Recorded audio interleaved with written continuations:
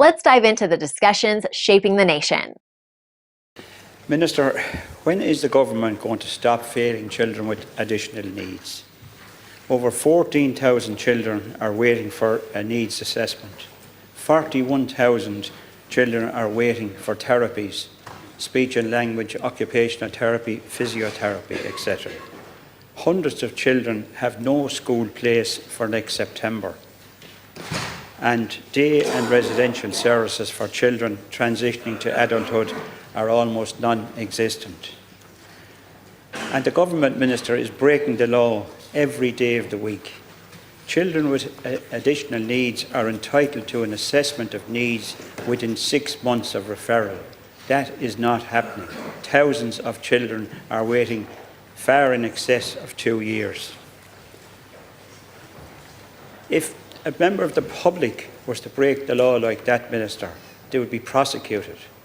So I'd like to ask you, when is this government going to be prosecuted for breaking the law each day of the week? There are hundreds of children, Minister, without a school place for next September. And families have taken to the streets in Dublin and Cork and indeed all over the country and have contacted members of this House, both in opposition and in government, on this issue. And I stood here a month ago, Minister, and raised the question of Michael Joseph Barrett from Cahir, who was 5 years of age. His parents were at their wits' end. He had got 7 rejections at that stage. Today, spoke to his mother this morning, he has 16 letters of rejection and no school place for next September. Also, constituent of mine, a young boy, Neil Dermody from Ardfinnan, with a profound disability, made his confirmation on the 13th of March. There wasn't even 24 hours happiness in the house because on the following morning he was refused a school place in a special school. His teenage sister is a well-known and well-respected disability rights campaigner. She extracted 10 million euros from the Taoiseach prior to the last election, and you can take it, Minister, that she will be on your case. And indeed, the family have already commenced legal proceedings against the department. So, Minister, I want to know today, when will these children get a school place for next September? And when is the government going to stop breaking the law in this regard? Thank you. Minister. Thank you very much. And Deputy, I hope I get this right. I think you referred to Michael and Neil in your question to me. And I'm very conscious that they are very young children who are very special to their family, to their community, who need really additional help in getting the start that they need in life.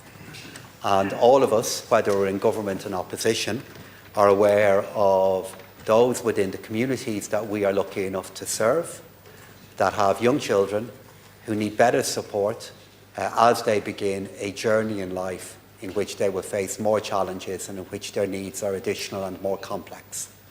And you asked a question about prosecution and action that could be taken against the government. That does happen, but I can assure you we don't need the threat of prosecution to do more or to act more. Our urgency to do that is driven by an appreciation of the need that young children have and an appreciation that we need to do better and we want to do better by them. So you asked what actions are being taken by the government in relation to this. From a healthcare, from a therapist, from a staffing point of view, the number of health and social care professionals that is employed now by the HSE has increased by nearly 4,784 so-called full-time equivalents. So that is people who are doing the equivalent of a full-time role, which is up 28.5% versus where we were in 2020. And I am really conscious that when I stand up and talk about figures, it feels very hollow at times in comparison to the individual experience of a child and their family. But those people that I am referring to that have been hired are making a difference to to other families, to other children. And that's why we need to continue in our efforts to put in place the therapists, to put in place the special skills and classes that those children need. You'll also be aware of the work that the Minister for Education is doing, aiming to make more special classes and schools available across the country. The plans that we have in place and do that, recognising that the last thing families and their beloved children need, on top of everything else that they're confronting in life, is the question of what school and where my lovely child, the child I loved, will be in school in. We recognise the huge anxiety that can cause. We know September after September, this is an issue for too many families, and in the time that is available to us, we will work hard to make those classes available and to continue to build on our efforts to have the right number of therapists available in the right place, in the right setting, to provide the support we know is needed. Thank you, Minister. Deputy Healy. Thanks, Minister.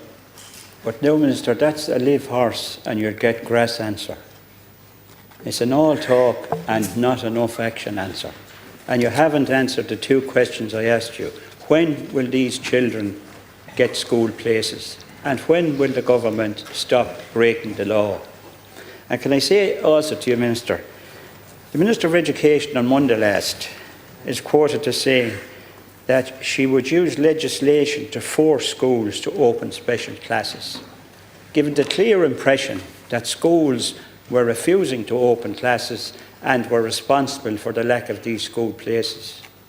Now, Minister, there are very many schools around the country who are willing and able to open school places, including Banja National School in County Tipperary, who are ready, willing and able to open these classes, who have engaged with the CINO, who have engaged with the department and are still awaiting sanction. So finally, Minister, I'll ask you, when will that school get sanction for the unit? Thank you. Thank you. Well, I think the opening line of your answer back to me was glib and does little justice to the importance of this issue.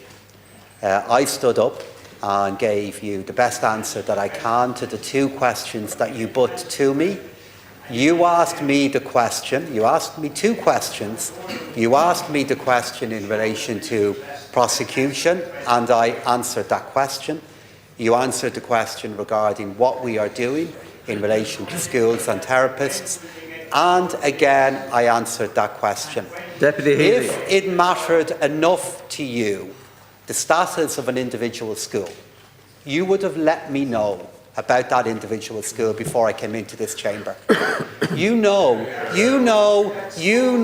I can't be aware of the status of every school in this country. No, Deputy Healy, please resume your seat. If it mattered to you in the way you suggested Deputy Healy, you would have let me know so that I could have, for Michael and for Neil, given them the justice of the answer they deserve. Thanks, Minister. Like, share, and subscribe, and let us know your thoughts in the comments. We'd love to hear from you.